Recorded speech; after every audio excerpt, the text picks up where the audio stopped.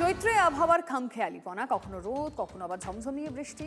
রোদ জল মাথায় নিয়ে নিজের নিজের বিধানসভা কেন্দ্রে চষে বেড়াচ্ছেন প্রার্থীরা।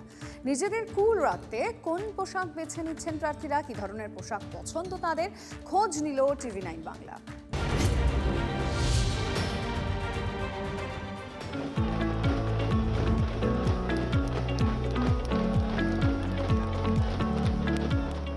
যেহেতু আপনি কোচবিহার শুধু না একটা যুব আইকন হয়ে উঠেছেন, সেক্ষেত্রে দেখা যায় যে আপনার ড্রেসিং সেন্স নিয়ে কিন্তু খুব চর্চা।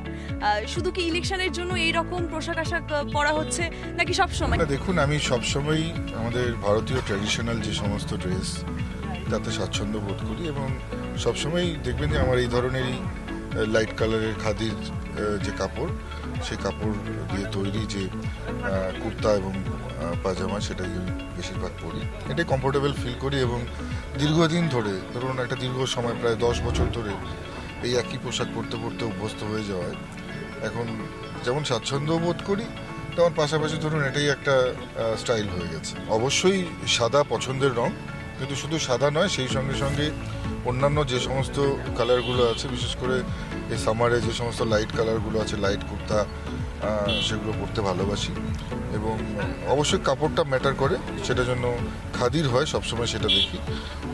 এবং আমার শুধু ইলেকশন এলে নয়, আমার সারা বছর এটাই আমার অনুষ্ঠানে যাবারও এটাই পোশাক, আবার ইলেকশন ক্যাম্পেইনেরও এটাই পোশাক।